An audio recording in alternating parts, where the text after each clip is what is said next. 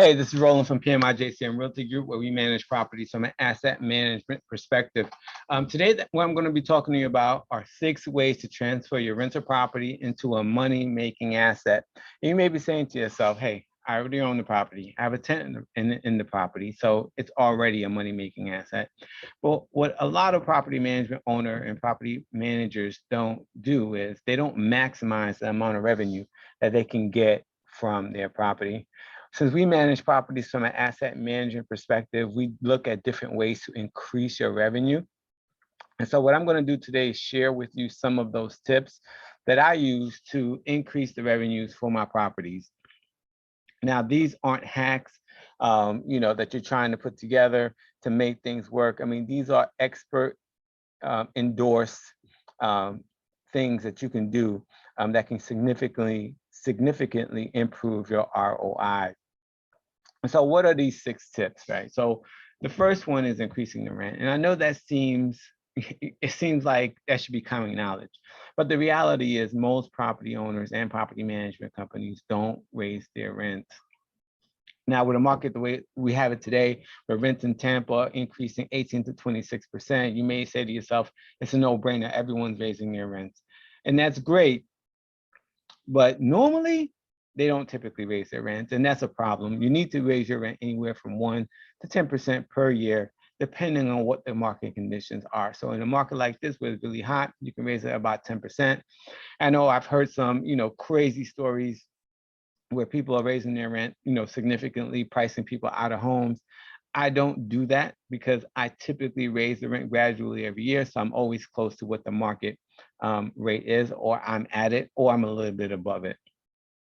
So don't hesitate to raise your rent. Just make sure that you're doing your marketing analysis and that you can justify the rate increases. And as long as you can, wherever that tenant goes, they're going to get very similar numbers. And if you are providing them a good product, then they more than likely would stay with you with that increased rent. Now, having said that, leads me to the next tip. What you need to do is improve your rental property's condition. Now, most times owners wait until a tenant moves or when you have to do a tenant turn to improve your property. I would tell you that you should improve your property conditions any chance you get. You should have regular inspections of your property, and you should know when you need to do those improvements. And as long as you're doing those improvements regularly, you're going to have a happy tenant.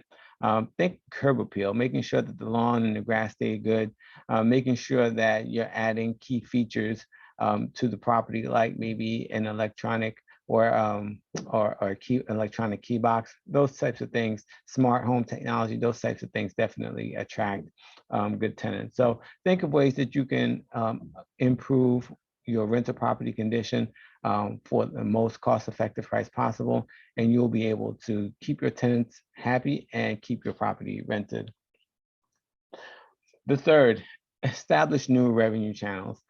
I couldn't tell you how many tenants or how many owners that I talk to that just have rent as their only revenue. And there are a ton of revenue channels that you can have to improve the amount of ROI you get for your property. If you want a full list of different revenue channels that you can share, that I can share with you, please reach out to me. I don't have any problem sharing it with you. I'm not going to go into those revenue channels here because it's far beyond the scope of this conversation. But what I will say is take the time to identify some good revenue channels that you can implement, and I promise you, you'll be able to increase your ROI. The fourth is reduce expenses. The best way to make $1 is to keep $1, right? And I know I just talked about making improvements to the property, but that's an investment, right? You're paying $1 to make 2. Reducing your expenses is like reducing your hall costs, like your taxes, your mortgage, and your insurance, right? One of the things that I tell everyone is don't set and forget your insurance. You should have that bid out every year to make sure that you're getting the best rate possible for the best coverage possible. And there are some insurance companies that can get you better rates and reduce your costs. And it may not seem like a lot, but if you can save some money in your insurance, you'll be way ahead of the game. Then we're talking about refinances, taxes, and funding. That's the next next topic, right? And so in line with reducing your expenses overall, reduce focusing on your taxes, refinancing your mortgages. Um, those are great ways to reduce your ROI. I tell everyone, you know, if you have a property that you have a good paying tenant on, right? Do you really care whether you pay the property off in 30 years or 40 years? You're not living there. It really doesn't make a difference to you. For some people, it does. But at the end of the day, what you're looking for is the highest return on cash flow per month while you're paying down on your mortgage reasonably over time, right? There are additional strategies that we can talk about, which is beyond the scope of this conversation. But the point that I'm making here is look for ways to reduce your taxes, your mortgage, and your insurance.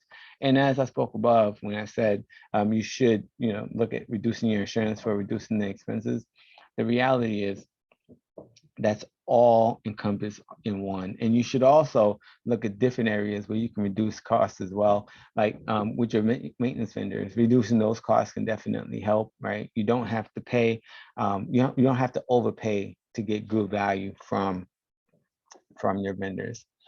The last tip that I'm going to give you, and this is kind of like a bonus tip, tip 6, you know, get with a property management partner. You don't have to do it alone. There are great property management companies out there, whether you choose us, whether you choose to work with somebody else, that can help you with improving your ROI and reducing your expenses. But before you start, you know, hiring a property manager, have a conversation with them. Ask them, you know, do you manage properties from an asset management perspective? What are your views on reducing costs for your portfolio? Do they have different revenue streams that they can add to your portfolio that can help improve your ROI? All those questions would be very, very beneficial for you to know and to learn. Now, if you want more information about this topic and a bunch of other topics, we're having a free webinar where we are going to show you how to streamline your property management portfolio for maximum growth. It's a conversation you don't want to miss. We're going to talk about this. We're going to talk about how to guarantee the rent even if the tenant doesn't pay. And there's a whole host of other topics that we're going to touch on as well. If you have specific questions that's unique to your situations, reach out to me. I'm always here and ready to help. You can reach me at 813-333-9617, and you can contact me at rcharles@pmijcmrealty.com. We also have a Facebook group that is available for property managers, property owners, and you'll be able to talk to other like-minded individuals, get tips and tricks on your property management and how to improve your ROI. Again, if you want to reach out to me, I just gave you my name, my number, and my email. Contact me anytime. Thank you and have a great day.